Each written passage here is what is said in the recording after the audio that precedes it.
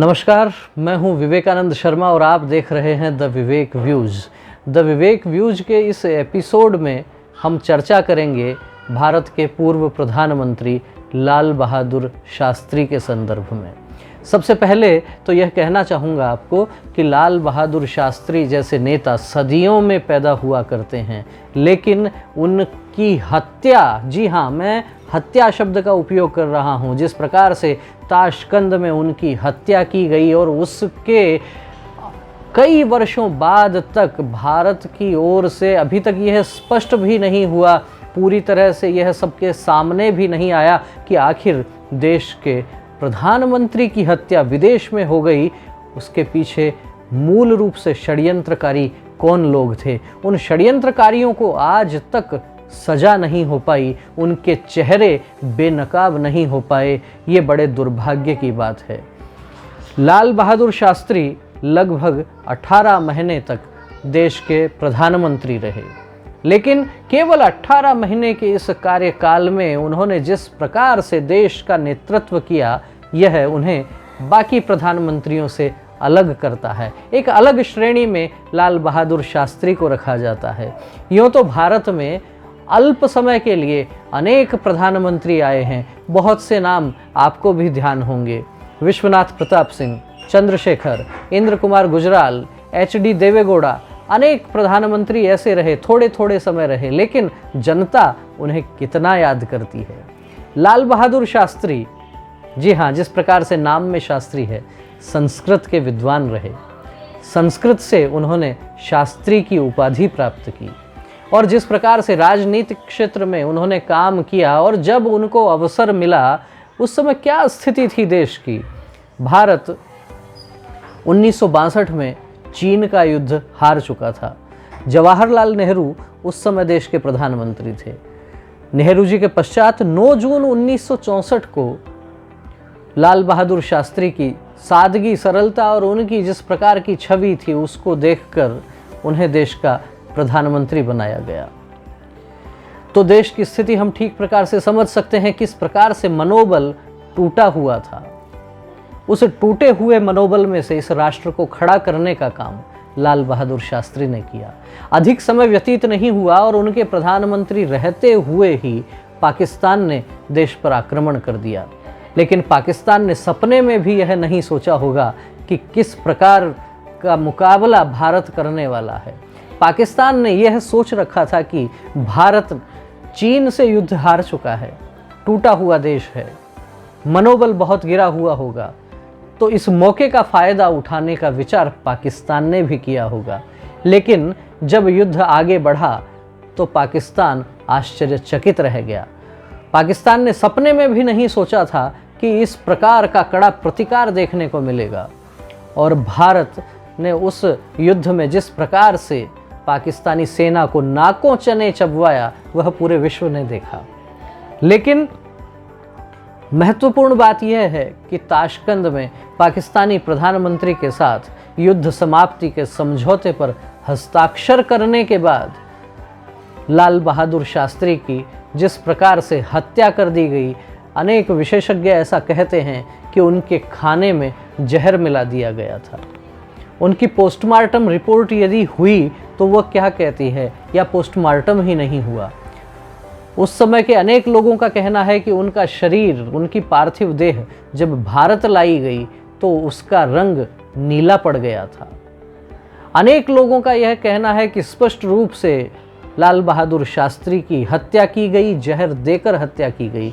लेकिन इतना बड़ा देश, इतना शक्तिशाली देश आज तक उन षड्यंत्रकारियों को बेनकाब नहीं कर पाया। यह हमें वास्तव में सोचने पर विवश करता है। उस दौर की बात करें तो ध्यान आता है कि लाल बहादुर शास्त्री को हम याद करते हैं, उन्होंने एक कालजयी नारा इस देश को दिया और वह नारा है जय जवान जय किसान।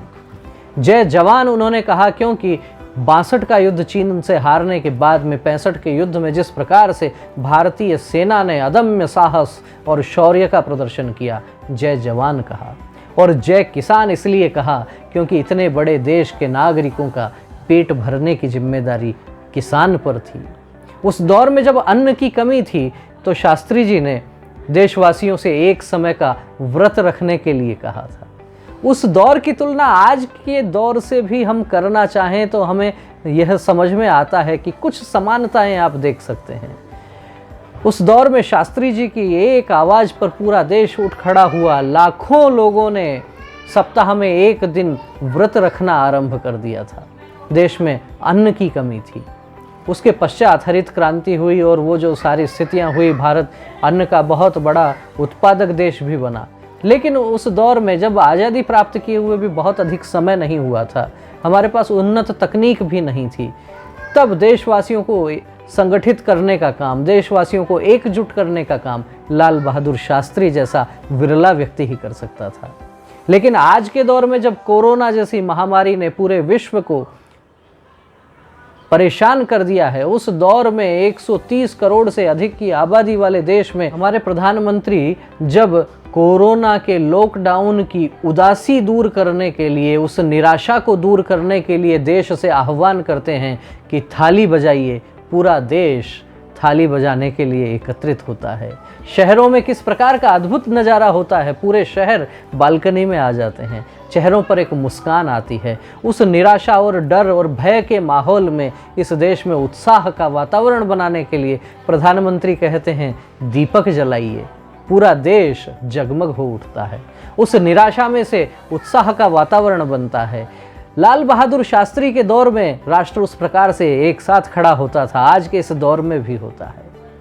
और जब बात आती है कि भारत को विश्वगुरु कहा जाता है, जब भी विश्व पर संकट आता है, पूरा विश्व भारत की ओर आशा भरी निगाहों से देखता है। उन आशा भरी निगाहों को भी यह भारत उन सपनों को पूरा करने का प्रयत्न करता है, और वह हम वैक्सीनेशन की जो रफ्तार भारत की है उससे देख सकते हैं। अनेक आलोचक ये कह सकते हैं कि अभी तक पूरा 100% वैक्सीनेशन यहाँ नहीं हुआ, कई देशों में हो गया, हम इतना पीछे रह गए। उन लोगों को मैं कहना चाहता हूँ कि जिन देशों में 100% वैक्सीनेशन हो गया, उनकी आबादी कितनी है, हमारे यहाँ की आबादी कितनी है। हमें गर्व होना चाहिए कि एक दिन में 2.25 करोड़ लोगों को वैक्सीन की डोज लग जाती है। जितनी आबादी अनेक देशों की आबादी नहीं है, उससे कहीं अधिक डोज हम एक दिन में लगा देते हैं। हमें गर्व होना चाहिए। हर बात में केवल आप आलोचना करके पल्ला नहीं झाड़ सकते, कहीं ना कहीं देशवासियों का मनोबल बढ़ाने की भी आवश्यकता होती है। 130-35 करोड़ की आबादी को वैक्सीनेट करना कोई आसान काम नहीं है, और वो भी उस दौर में जब लोग क्या कहते थे, याद कीजिए, जब वैक्सीनेशन का दौर प्रारंभ हुआ था, लोग कहते थे ये भाजपा की वैक्सीन है, मैं नहीं लगवाऊंगा। लोग कहते थे ये मोदी की वैक्सीन है, मैं नहीं लगवाऊंगा।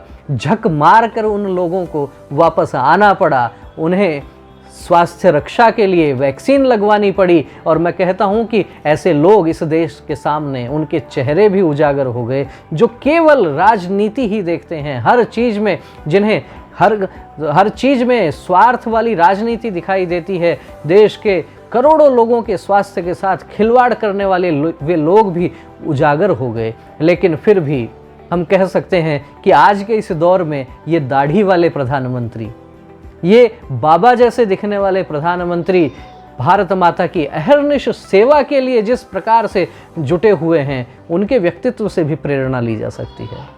बात हम लाल बहादुर शास्त्री की जिस प्रकार से कर रहे थे, करोड़ों लोगों को जिस प्रकार से उन्होंने प्रेरित किया, क्या आज के इस दौर में भी प्रधानमंत्री उसी राह चल रहे हैं? आपका अपना इस विषय में विश्लेषण हो सकता है, लेकिन बात एक और करना चाहता हूँ। लाल बहादुर शास्त्री के जीवन में जिस प्रकार की चीज़ें घटी हैं, उसी प्रकार की चीज़ें आप प्रधानमंत्री नरेंद्र मोदी के जीवन में भी देख सकते हैं। लाल बहादुर शास्त्री जिस दौर में रेल मंत्री हुआ करते थे, उस समय की घटना आप में से अधिकांश लोगों ने सुनी होगी। जब लाल बहादुर शास्त्री रेल मंत्री थे और उनकी माताजी को जब ये कहा गया था, उनको ये बताया गया था कि वो रेलवे में काम करते हैं, वो घटना हमारे में से अधिकांश लोगों ने सुनी होगी। वो देश के 18 महीने तक प्रधानमंत्री भी रहे, अनेक मंत्रालयों का प्रभार भी संभाला, लेकिन उसके बावजूद उनके परिवार की क्या स्थिति रही, आज उनके बेटे किस स्थिति में हैं, ये देखने की बात है। और यही बात आज के वर्तमान प्रधानमंत्री नरेंद्र मोदी के संदर्भ में भी हम कह सकते हैं। प्रधानमंत्री मोदी के कितने भाई हैं, उनका जीवन स्तर कैसा है, वे क्या कर रहे हैं, प्रधानमंत्री की माँ वो कैसी हैं, जब नोटबंदी होती है तो लाइन में लगती हैं। कुछ लोग इसे स्टंट करार देते हैं, लेकिन हम ये भी कहेंगे कि कुछ लोग उस दौर में अपने कुर्ते की फटी हुई जेब भी दिखाते हैं। तो कहने की बात यह है कि लाल बहादुर शास्त्री से लेके नरेंद्र मोदी तक का भारत कितना बदल चुका है। उस दौर में पाकिस्तान ने ये चूक की, पाकिस्तान ने भारत को कमज़ोर समझने की भूल की। यही भूल पाकिस्तान ने नरेंद्र मोदी के समय भी की, लेकिन उस दौर में लाल बहादुर शास्त्री ने भी करारा जवाब दिया और प्रधानमंत्री नरेंद्र मोदी ने भी सर्जिकल स्ट्राइक, एयर स्ट्राइक करके करारा जवाब दिया। तुलनाएं बहुत हो सकती हैं, करते रहिए आप भी। और आपको यदि यह वीडियो अच्छा लगा हो, आपको यदि और कोई संस्मरण लाल बहादुर शास्त्री के संदर्भ में याद आ रहे हों, आप कमेंट करके हमें बता सकते हैं। आपका इस वीडियो पर, इन विचारों पर क्या कहना है, वह भी आप कमेंट करके हमें बता सकते हैं। निश्चित रूप से आपके कमेंट हमारा उत्साहवर्धन करेंगे। आपको यदि यह वीडियो अच्छा लगा हो तो इसे लाइक कीजिए, अधिक से अधिक इसे शेयर कीजिए। और यदि आपने अभी तक द विवेक व्यूज को सब्सक्राइब नहीं किया है तो आप सबसे पहले इस चैनल को सब्सक्राइब कीजिए, अपने मित्रों से भी इस चैनल को सब्सक्राइब करवाइए और अधिक से अधिक इस वीडियो को लोगों तक पहुंचाइए। फिर मिलेंगे शीघ्र ही एक नए विषय के साथ, एक नए वीडियो के साथ। तब तक देखते रहिए द विवेक व्यूज। नमस्कार।